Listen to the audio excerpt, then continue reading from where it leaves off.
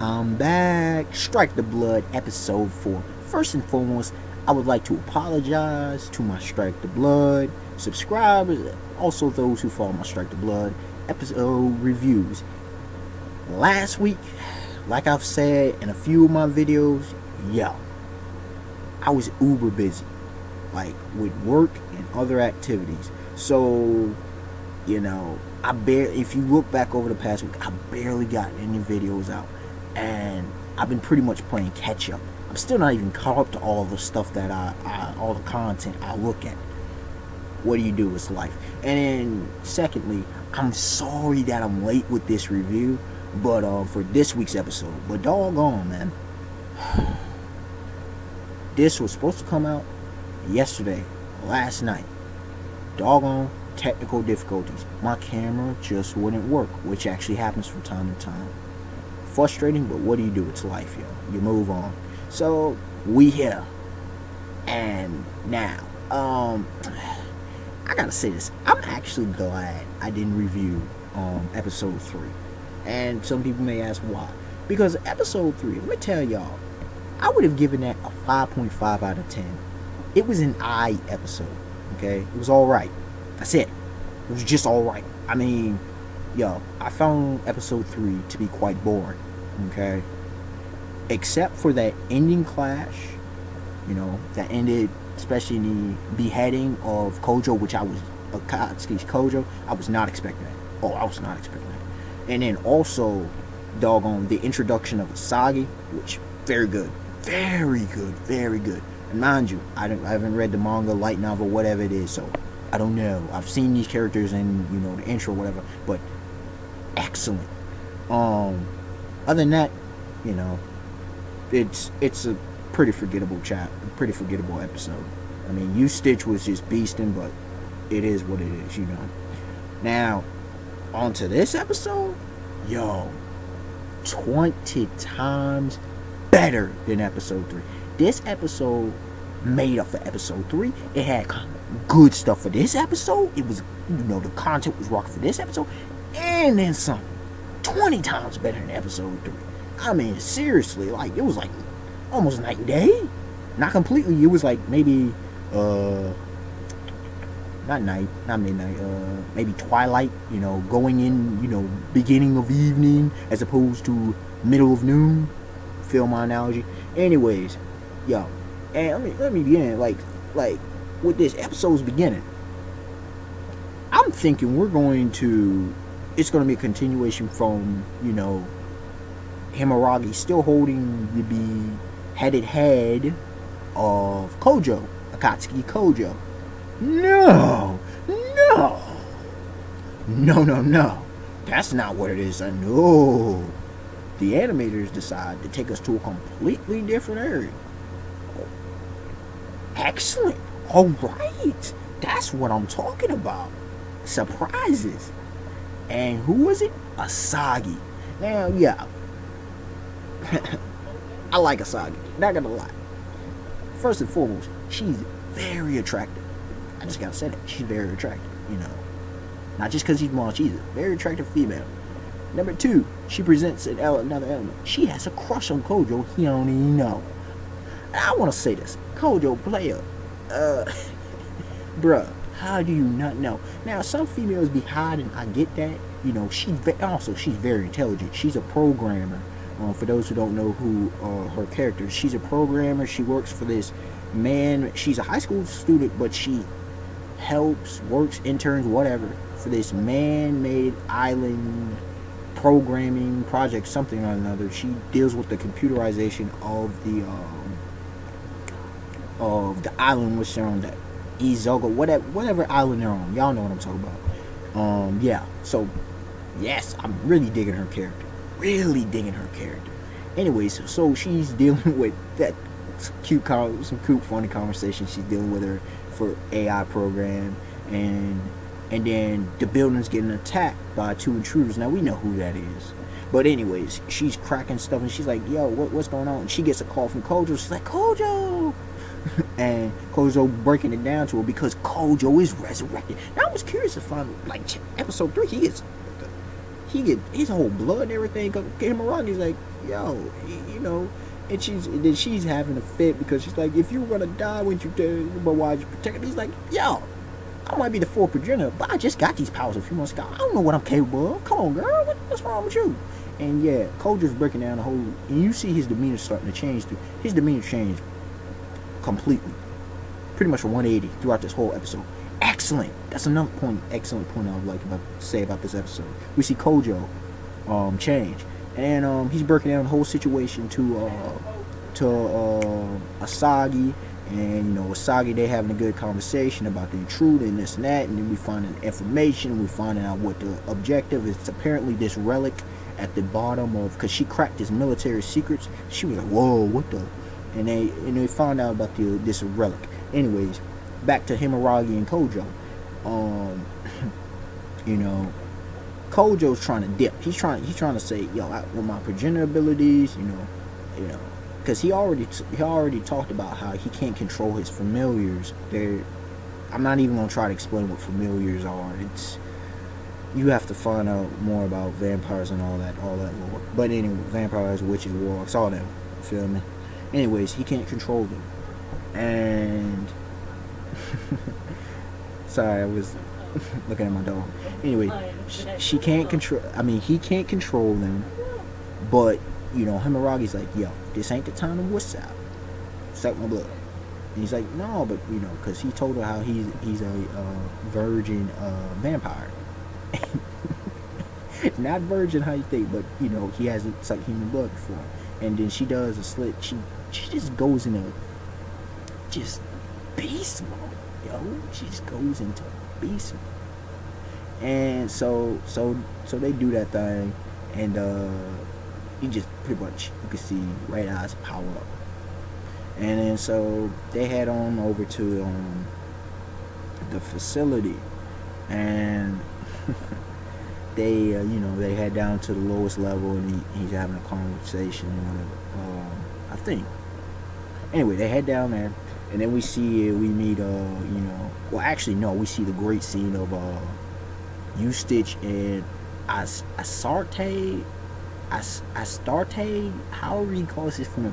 He just wrecking house, and I'm loving how they aren't afraid to show blood, just bodies. Asagi's almost, she's kind of trapped along with these other dudes in another section, so that was great. And then you know, Kojo and Himaragi, while they're going there, they're having she's telling him a lot of stuff, and talking about how even his name Akatsuki, it's like Lucifer to the West Lawful Margie, I forget that name, whatever, the church and whatever. And then they meet Stitch, and they're having a good dialogue, and he's breaking down why he's after the relic or whatever, and he's saying how it was a former saint of their church or over in Europe, and how it belongs to them, and they should know. And he hints at the atrocities that happened in the past, and Kojo's pissed off.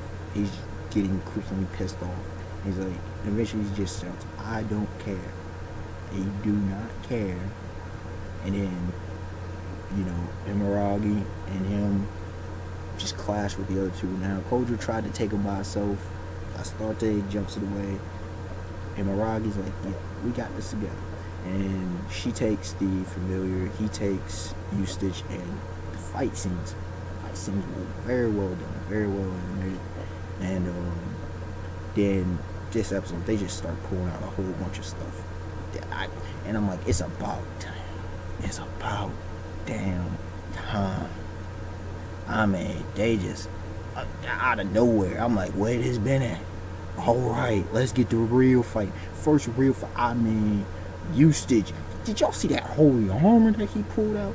I mean, Astarte, you know, her and Himaragi clashing. Himaragi pulling out some high god magic stuff going on.